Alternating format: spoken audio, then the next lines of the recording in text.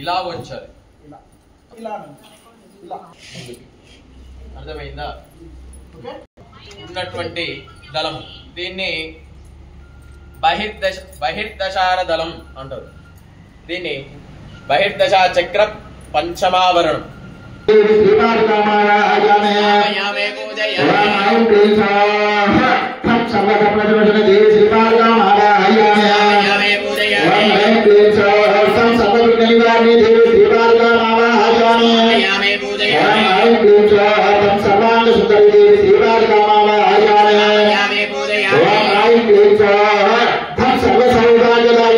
ఇచ్చిన వాళ్ళు మాత్రమే ప్రయత్నించండి. ఇలా పెట్టి మధ్య వేలుతో పట్టుకోండి.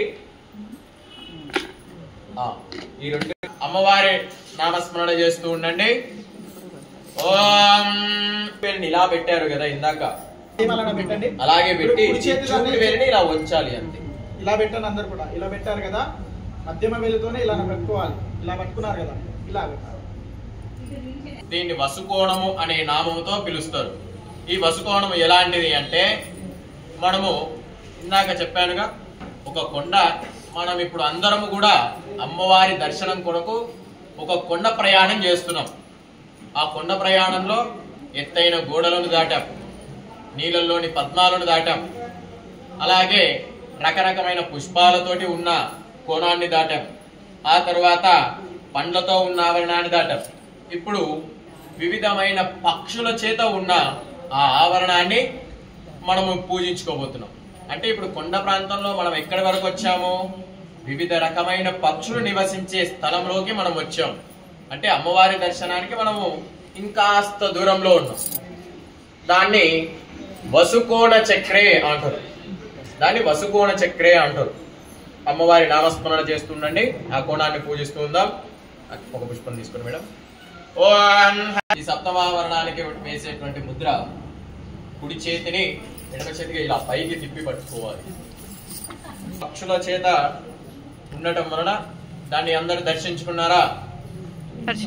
ఏదైనా సరే మనము అమ్మవారి దర్శనం కొరకు ఇంతటి పూజ చేస్తున్నాము.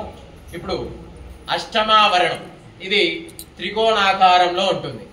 త్రికోణాకారంలో రత్నాలు, వజ్రాలు, వైడూర్యాలు, సువర్ణాలతోటి ఈ సింహాసనం ఉంటుంది. ఈ త్రికోణం అనేది అమ్మవారికి సింహాసనం వంటిది. ఇప్పుడు ఈ సింహాసనాన్ని మనం పూజించుకుంటున్నాం. అందుకు ఓం శ్రీమాత్రే నమః అనుకుంటూ అమ్మవారిని నామస్మరణ చేస్తుండండి. ఉంగరపు వేలతో చూపుడు వేలుతో పట్టుకోవాలి. అర్థమైందా? ఈ చిటికెన వేలు ఉందిగా, ఆ చిటికెన వేలని రెండు ఇలా పెట్టి ఉంగరపు వేలతో చూపుడు వేలతో పట్టుకోవాలి. పైన ఏముంటుంది? అమ్మవారు ఉంటుంది. అమ్మవారు మనము డైరెక్ట్ గా అమ్మవారిని చూడలేము, అమ్మవారిని పూజించలేము. ఎందుకంటే అమ్మవారిని పూజించాలంటే ఈ మానవ శరీరం అనేది అంతటి పుణ్య కార్యక్రమం చేయలేదు. కనుక మనం నేత్రాలను మూసుకొని ఆ మంత్రాలలో అమ్మవారి రూపురేఖలు ఎలా ఉంటాయనేది ఆ అమ్మవారిని మీరు స్మరించుకుంటూ ఉండాలి. ఎందుకంటే ఇప్పుడు ఆ సింహాసనానికి మనము అంతయు పూజించుకున్నాము. అమ్మవారికి మనం చేయాల్సినటువంటి పూజలు చేసి అమ్మవారి ధ్యానం చెప్పుకుందాం.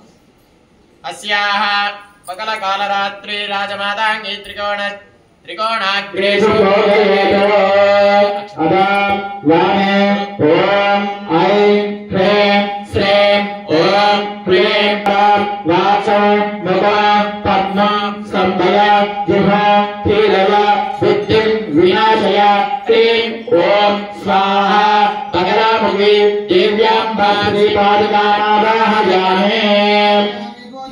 దక్షిణే వెనకాల నుంచి ఉంగరపు వేలని తీసుకోవాలి. చూపుడు వేలతో ఆ ఉంగరపు వేలని పట్టుకోండి. ఈ బొటన వేళ్లతోటి ఇలా పట్టుకొని శంఖముద్ర అంటే ఇలా పట్టుకోవాలి. అంటే ఇలా పట్టుకొని చూపుడు వేలని చిటికెన వేలు మళ్ళీ ఇలా తిప్పేస్తే